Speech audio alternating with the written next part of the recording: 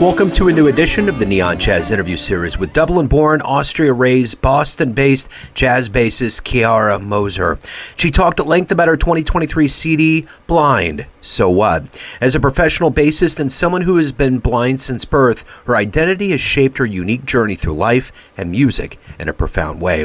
The songs on this new album explore topics such as the art of memorizing, spatial sense for orientation, trusting others, and the different perceptions that blind people have on the world. We explore this new work and her very interesting life. Enjoy. It's great to meet you. Thank you for taking a minute out to the show today.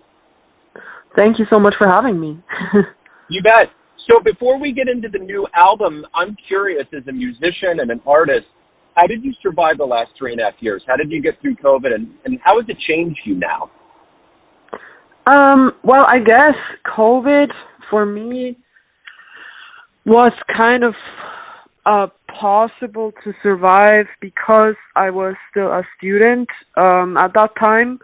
And it's pretty funny because actually I was at Berkeley one semester before COVID happened, so I was in Boston, but I decided to go back because I was in the undergrad studies at Berkeley, but I had applied for a master's program at the Global Jazz Institute, and so I wanted to wait it out for one semester, which was exactly the semester in which COVID happened. So I made a decision, seeming like my my intuition was right. So I was at home in Austria at the time where it happened. And so I was still enrolled as a student there as well. And there's pretty good financial support from the government, which made me pretty much get through those times.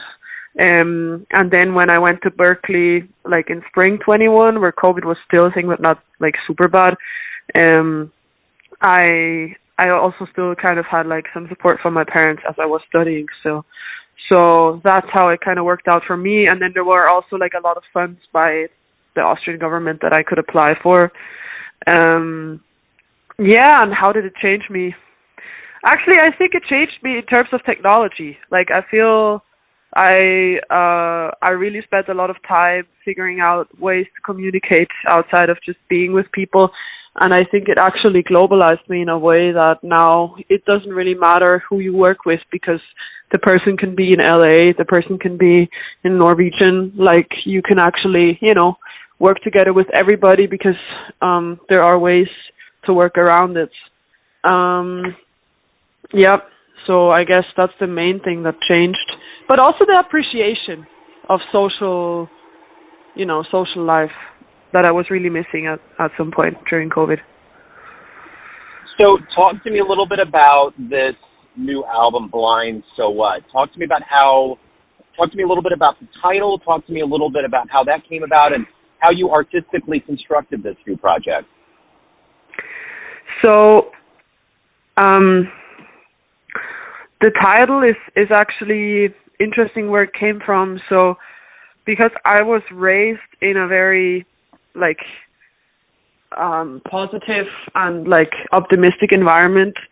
I have 2 younger brothers. The youngest is also blind, and I was born in Ireland. My mom is Irish, but I was raised in Austria. I moved to Austria when I was 4, and my parents both worked on the cruise ships for 15 years. So they're both very international and very open to new things. And I guess that's what helped them when they had 2 blind children. So they really raised us in a way that we were encouraged to try out things. Because the thing is, as a blind person, you don't automatically want to try things because you don't see them happening in front of you. Probably when you see a sighted child sees something and it's oh my God, I want to do this. But as a blind child, you don't have that. So you kind of have to be exposed to the experiences. And my parents always did that. And that's why I was always also exposed to a very inclusive environment, because it was very important for them for me to go to normal schools and, normal sports clubs and all of those things. And so for me, since I'm little, there has always been no excuse, of living a normal life and doing what I want to do. So I guess the slogan since I'm little has always been Blind, So What?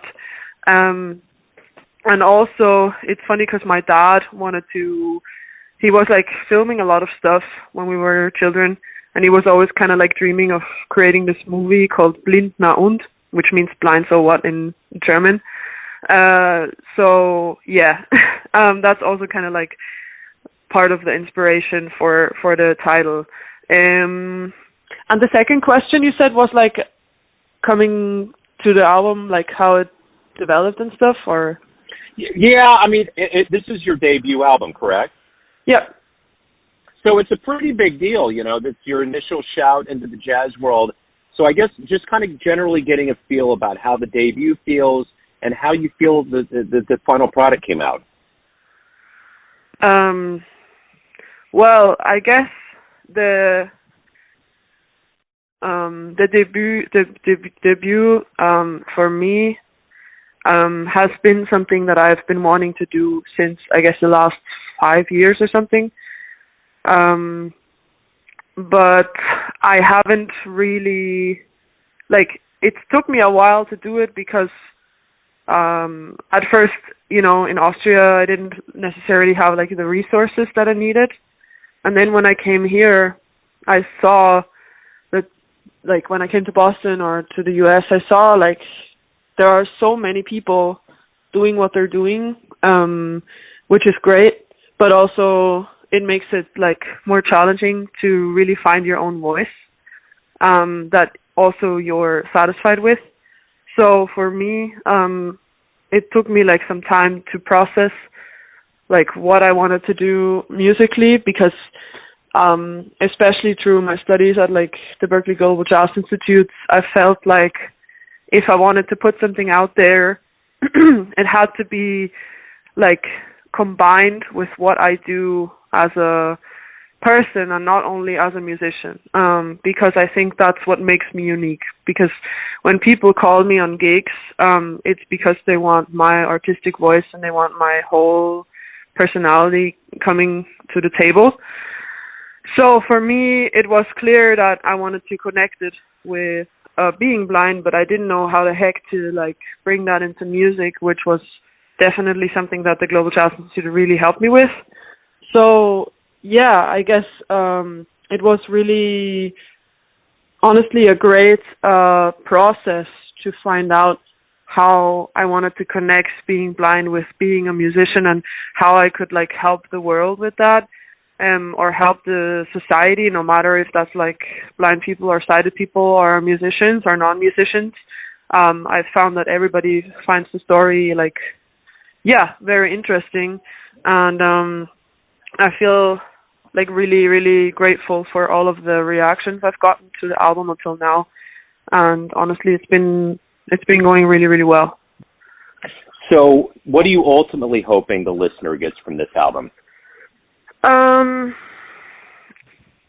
So I'm hoping that they get an idea of, like, my artistry as a bassist, like my playing, and what I want to deliver when I play bass, when I play music on the bass, but also that they kind of get an idea of my, like, artistic voice in terms of, like, how my music sounds, and also of what I want to, the message that I want to deliver, like the inclusive message about blindness, that there's so much more to, like, having a disability, and that it's actually not really a disability, but it's more a characteristic, and that there are so many interesting parts about it that should be actually put into the foreground more than just the disability itself. Because for people, of course, like for sighted people, of course, it's a disability to be blind, but for me, it's not, because I'm living with it 24/7, and that's what the people forget. Like, people see more, when they see me, they kind of think they're living in my, you know, role of suddenly being blind, and they don't know how to deal with it. But actually, like, I'm living with it all the time, so I can, you know, I can deal with it, and I'm used to, like, all of the skills that I have to develop and all of the precautions that I have to take. So basically, what I'm trying to say is like, it's just like another point of view that I wanted people to see about disability as well. But of course, the music comes first for me, and like that's the main part about the album. And yeah.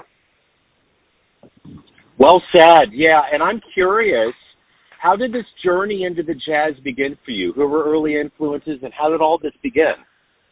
So actually, my main segue into jazz was, I would say, like funk and fusion music. I kind of see myself a little bit connected to, because one of my biggest mentors is John Patitucci, and he also had like the same way, like he started playing electric bass and actually playing all of those like funky kind of stuff.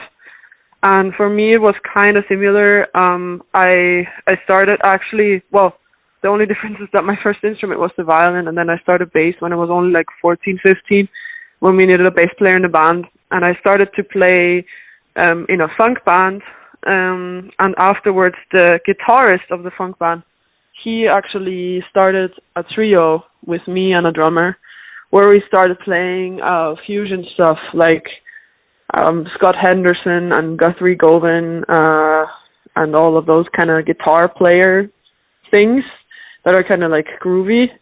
And then I started visiting, we have something in Austria that like we call big band workshops, where you play in a big band for the whole week, and in the morning you have like private instruction. So that's where I kind of started playing more like jazz and like complex music. And then like from there I got to know a lot of people and started playing with them in their projects and playing jazz with those people. And then I decided that I wanted to study, because I really enjoyed playing bass, not only jazz but like everything connected to the instrument, like every kind of style of music. And then I decided to start studying in Vienna, and then destiny brought me to Boston. That's wonderful. So in this process of being a professional musician, what do you look forward to the most? What gets you out of bed? What gets you motivated? What do you like about this process? I think the most inspiring thing for me about music, of course, first of all, is the music itself, but also the community. Because I feel like music has given me access to the community that I live in right now, like to all my friends, to all my collaborators and mentors.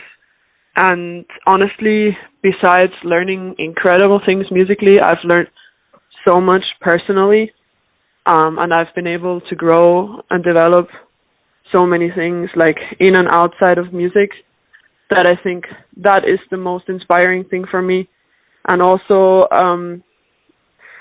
that the cultural thing, that music connects us like culturally so much, and that is to me really inspiring. And also that I can actually get to know different cultures through music. Like for example, tomorrow I'm playing a gala with some South African friends, and I've been learning like 20 South African tunes, and it's been really, really inspiring to spend time with that kind of music. But then also when you play the music with those people, you actually get to know the culture and the community. So for me, that's something really, really inspiring. So you've mentioned live music. Talk to me a little bit about any shows that are centered around the release of this album, or anything that's up and coming for you that people should know about. So the main thing that I just did right now was like an Austria tour in like multiple venues around Austria, like Porgy and Bess, Jazzit, and like a bunch of those venues. And it's been great. Like nearly all the shows have been sold out. And I am planning to do a US tour, probably next, like late spring 24. But it's not like, the dates are not fixed yet, but it's definitely on the way. yeah, and else from that, there's nothing like really coming up with my project, but definitely the tour is on the way, and I'm trying to get into some festivals for summer next year, possibly. So that's what's most probably going to happen. So I want to end all of this on a triumphant note. Why do you love jazz? Wow. That's a pretty deep question. I love jazz because it's so much more than what people assume that jazz is. Like, it's so much more than like elevator music because a lot of people, you know, who are not musicians, they kind of see themselves in an elevator or a bar when they hear jazz. But for me, jazz is so much more. Jazz is exploring and expanding and creating, and and also jazz is about the process for me, and about growing and developing new things and finding new places. And also jazz is about community, and also jazz is something that everybody can, in my opinion, define for themselves as well. Like, it's such a big topic and such a big, deep, like, pool that we can dive into. And I think there's so much to come and so much to find. And I'm really excited to see where jazz will be going in the next, you know, years or decades. So if anyone wants to pick up Blind So What, where's the best place to go? Learn more about you, your calendar, anything about your world, where can they go? So the best thing is to go to my social media, which is my Instagram is Moser Ciara, written together. I can send you that, maybe, if you don't mind. Maybe I can send you a text with my social media handles. Sure.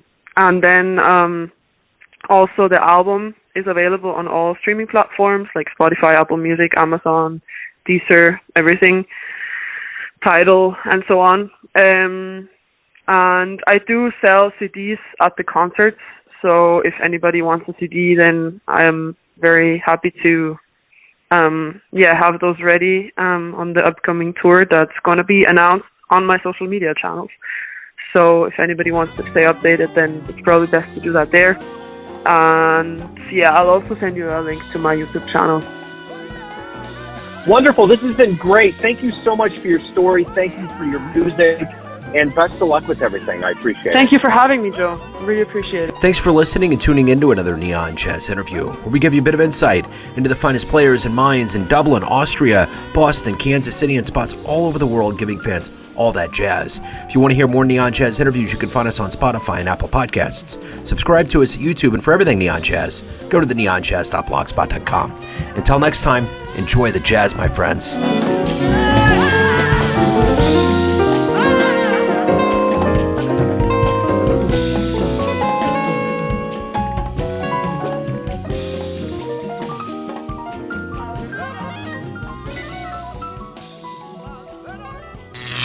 Neon Jazz.